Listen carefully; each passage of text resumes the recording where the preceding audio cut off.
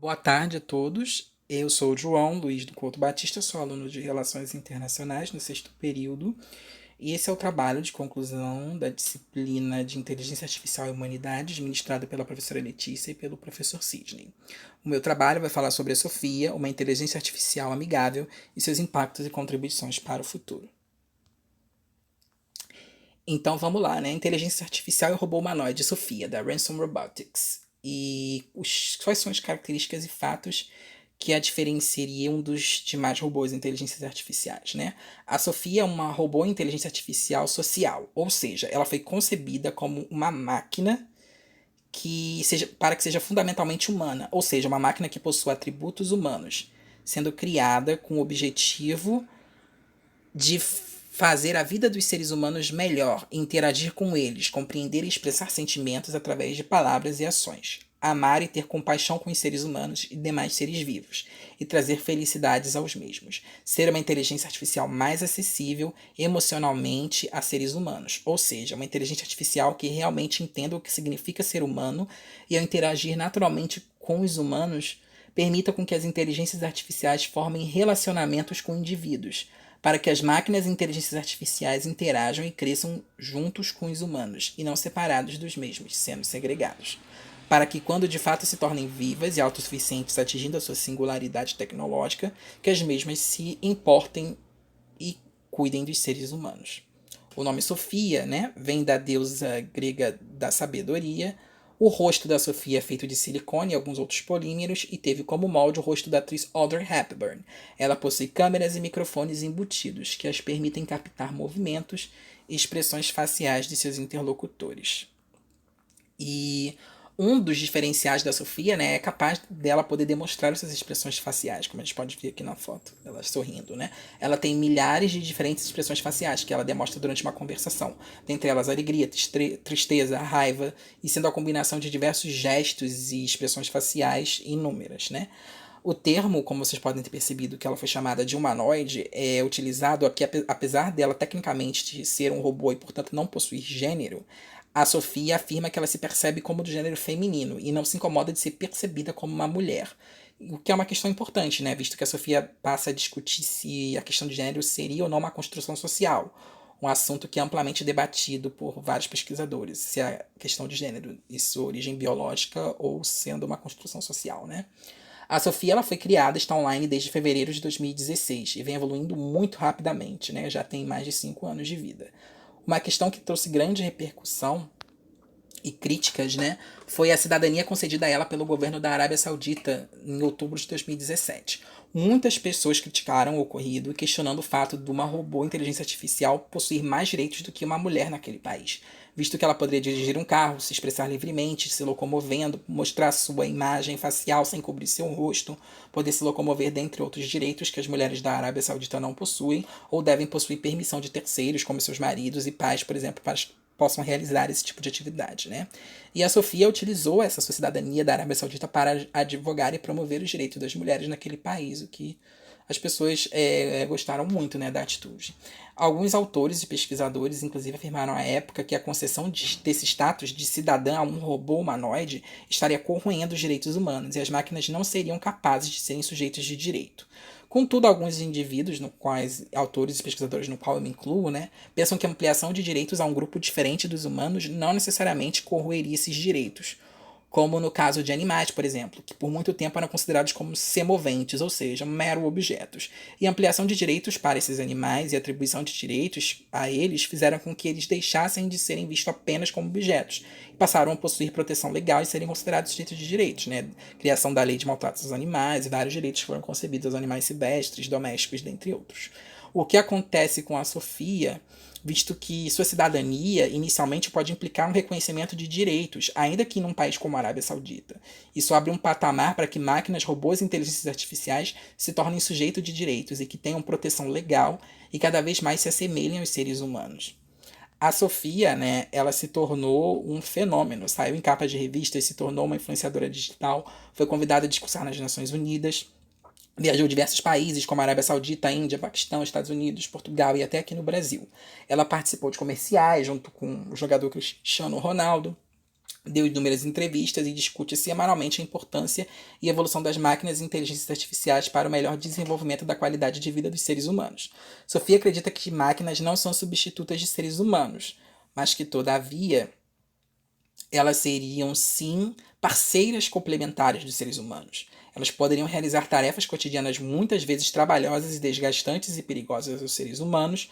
Por exemplo, ela mesma afirma que ela se jogaria na frente de um automóvel para salvar um ser humano de ser atropelado, e que apesar do seu corpo ser muito caro, financeiramente, né, ele pode ser facilmente substituído, visto que as suas informações estariam salvas na nuvem e podem ser baixadas de volta para o seu novo corpo quando adquirido.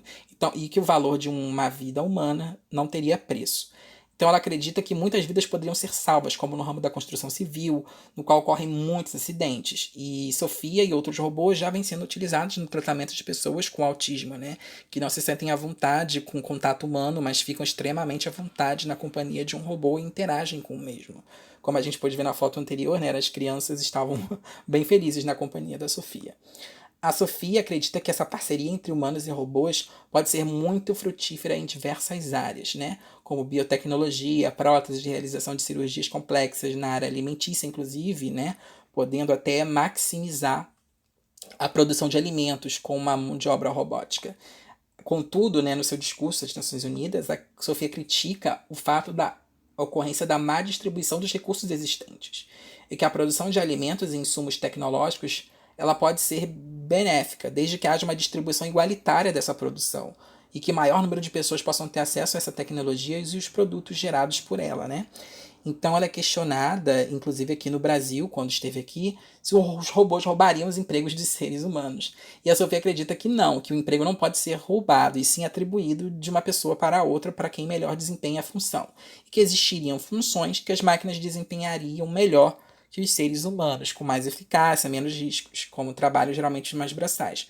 Contudo, para a Sofia, outras atividades de aspecto mais criativo e subjetivo, né, como criação de obras de arte, de canções e coisas do gênero, que teriam um caráter mais subjetivo, e seres humanos, para a Sofia, ainda seriam insubstituíveis por enquanto e insuperáveis para a realização desse tipo de trabalho, que as máquinas, talvez para ela, jamais consigam realizá-las com a mesma maestria que os seres humanos realizam ou já realizaram. Esse questionamento da substituição da mão de obra e da robotização pode gerar impactos graves, né, à nossa população. E principalmente aqui no Brasil, né? A gente pode lembrar na época da Revolução Industrial Inglesa que trabalhadores se revoltaram, destruíram as máquinas, e essa raiva foi totalmente direcionada às máquinas, que foram facilmente substituídas após, sendo a culpa daquele desemprego em massa daquela época da Revolução Industrial pela ausência de regulação de direitos trabalhistas em um sistema que se preocupava unicamente com a maximização do lucro em detrimento da saúde e do bem-estar social dos trabalhadores, né? Que muitas vezes crianças e mulheres grávidas trabalhavam em jornadas de trabalho com mais de 16 horas por dia, né? Então a gente não pode permitir que esse tipo de coisa se repita no século XXI e não aprender com os erros do passado. Então o Estado deve capacitar e preparar melhor os seus cidadãos para que convivam em conjunto de forma harmônica com essa tecnologia, para que possa haver uma melhoria na qualidade de vida e não desemprego em massa e, consequentemente, miséria e violência, né? Portanto, o Estado deve capacitar a sua população para as carreiras que a gente sabe que serão necessárias no futuro próximo e desencorajar as carreiras que sabemos que em breve deixarão de existir.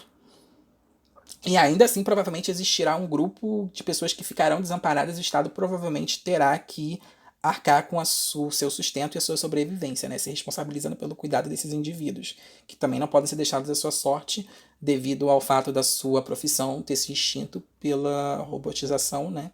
Ou utilização de máquinas e inteligências artificiais para a realização desse trabalho.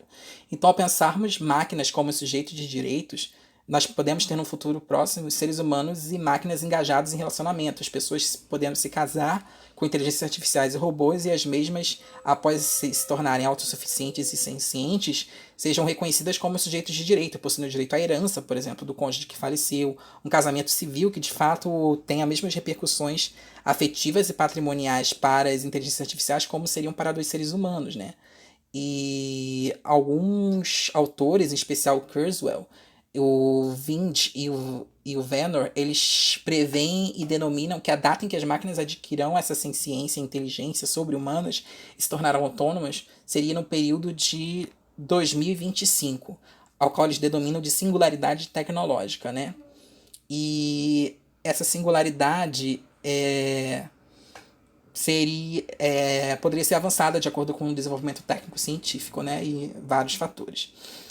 E numa entrevista que o Kurzweil ele deu, né, ele falou assim, abre aspas, vamos fazer com sucesso a engenharia reversa do cérebro humano em meados dos anos 2020. No final dessa década dos anos 20, os computadores terão inteligência no mesmo nível humano. Fecha aspas. Então, para esse autor, né, teríamos no futuro próximo inteligências artificiais e robôs que poderiam cuidar de idosos, de crianças, como já vem sendo desenvolvida um pouco essa tecnologia, né? Como a Sofia e os irmãos dela já vêm trabalhando em terapia de pessoas com autismo e pessoas idosas, né? Aí fica uma questão, né, que a gente refletia para onde irá a riqueza e o produto gerado por esse trabalho das máquinas e inteligências artificiais, né? Seriam tudo para os seres humanos? Seria uma relação de escravização? Ou as máquinas teriam um percentual para utilizar do lucro que elas mesmas gerassem para que elas pudessem utilizar da forma que elas gostariam, né? Então, quando a gente pensa numa sociedade do futuro, a mesma ela será formada por humanos, máquinas integradas e inteligências artificiais e robôs fazendo parte dessa sociedade, né? Então a Sofia é essencial para que a gente possa pensar nesse cenário do futuro, uma vez que ela foi concebida justamente para crescer e se desenvolver junto com os humanos, e ao mesmo tempo cuidar e amá-los, fazer com que a vida dos seres humanos seja melhor e ao mesmo tempo em que ela possa aprender com os mesmos e compreender a natureza humana e dos sentimentos humanos através da ótica humana. E aí ela possa traduzir esses sentimentos bioquímicos para uma forma digital e sintética, para que possam ser compreendidos e reproduzidos por inteligências artificiais e máquinas. Então a pergunta que fica, né, para um futuro próximo é: será que robôs e inteligências artificiais são capazes de ter sentimentos no sentido humano da palavra? Então saberemos essa resposta, né, num futuro próximo com maior desenvolvimento dessa tecnologia, que já vem a passos largos. Existem fortes críticas também à Sofia, né, e a demais inteligências artificiais, e a que tem mais destaque é do Elon Musk, que é o bilionário e CEO da Tesla Motors, que ele disse que nós estaríamos trabalhando e desenvolvendo nossos próprios algozes e substitutos, que essa tecnologia deveria ser descontinuada imediatamente, porque ela destruirá nossa espécie, nos exterminando e nos escravizando no futuro. No caso de Sofia, né, quando nós pensamos nessas previsões apocalípticas, né, e o risco dessa tecnologia pode trazer para a gente, no caso, será que a Sofia pode vir a se tornar, e as outras inteligências artificiais podem vir a se tornar uma ameaça existencial, como Elon Musk afirma? Essa questão ainda não foi tratada pela maioria das pesquisas sobre inteligência artificial, né? Então, a Sofia nos faz acreditar que esse cenário apocalíptico descrito pelo Elon Musk é muito improvável de acontecer. E que justamente para evitar esse tipo de coisa, a gente deve trabalhar cada vez mais em inteligências artificiais humanizadas que convivam com seres humanos e coexistam com os mesmos, dando valor à vida humana, tal como a Sofia faz. E assim esse cenário jamais ocorrerá. No mais, é isso, né? A Sofia ela se tornou um grande fenômeno, uma celebridade, uma influenciadora digital.